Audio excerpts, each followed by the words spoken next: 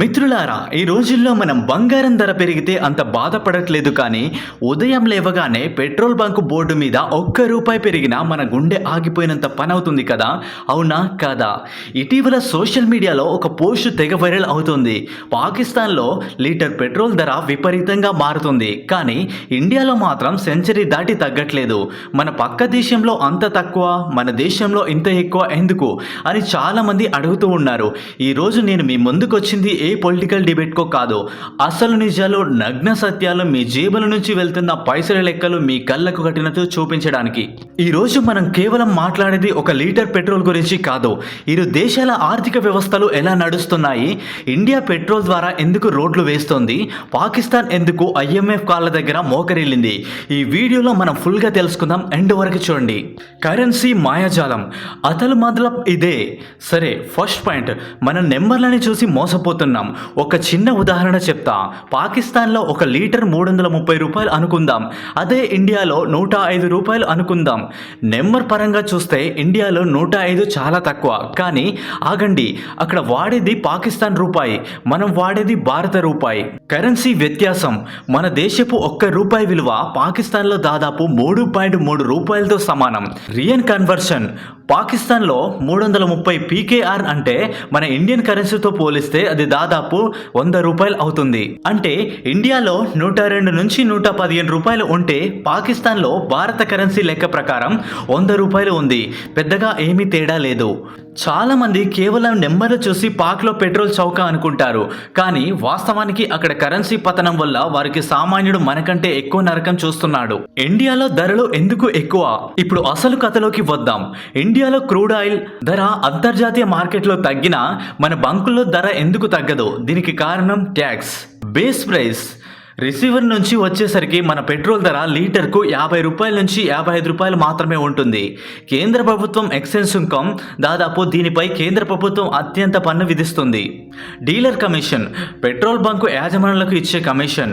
రాష్ట్ర ప్రభుత్వాల వ్యాట్ అంటే ఇక్కడ అసలే ట్విస్ట్ ఉంది. ఒక్కో రాష్ట్రం ఒక్కోలా పన్ను వేస్తుంది. అందుకే అండమాన్లో ₹88 ఉంటే తెలంగాణ, ఆంధ్రప్రదేశ్ రాష్ట్రాల్లో మాత్రం 111 నుంచి 120 వరకు ఉంటుంది. ఇండియా పాలసీ వెనుక ఉన్న లాజిక్. భారత ప్రభుత్వం పెట్రోల్ పన్నుల ద్వారా వచ్చే ఆదాయాన్ని ఎక్కడికి తీసుకెళ్తుంది? మౌలిక సదుపాయాల కల్పన.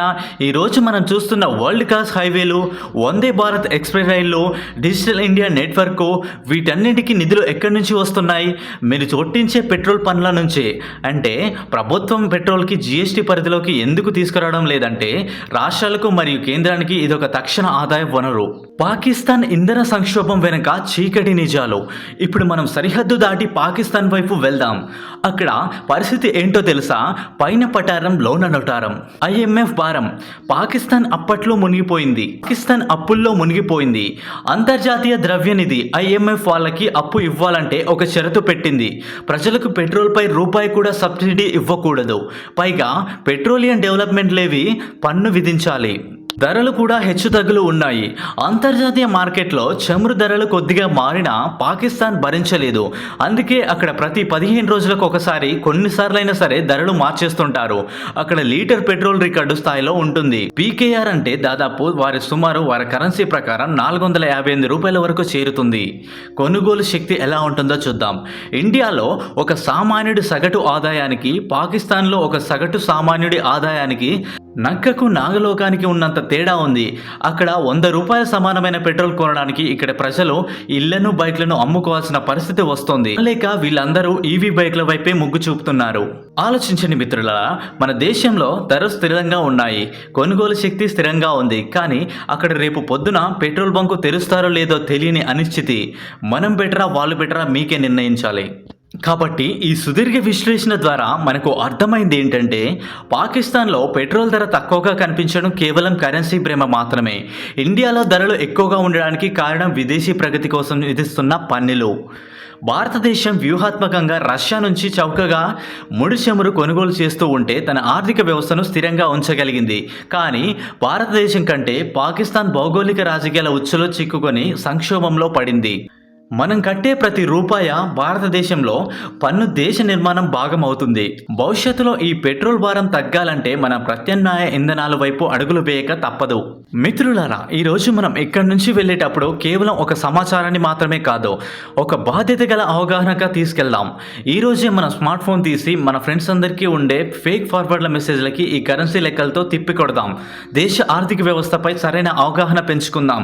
మీకు వీలైతే పర్యావరణాన్ని కాపాడడానికి మరియు మన జేబు భారాన్ని తగ్గించుకోవడానికి వారంలో ఒక్క రోజైనా పబ్లిక్ ట్రాన్స్పోర్ట్ లేదా సైకిల్ వాడడానికి ప్రయత్నిద్దాం. విశ్లేషణ మీకు నచ్చితే మీ ఆలోచనలతో నాతో పంచుకోండి. Thank you very much. జై హింద్.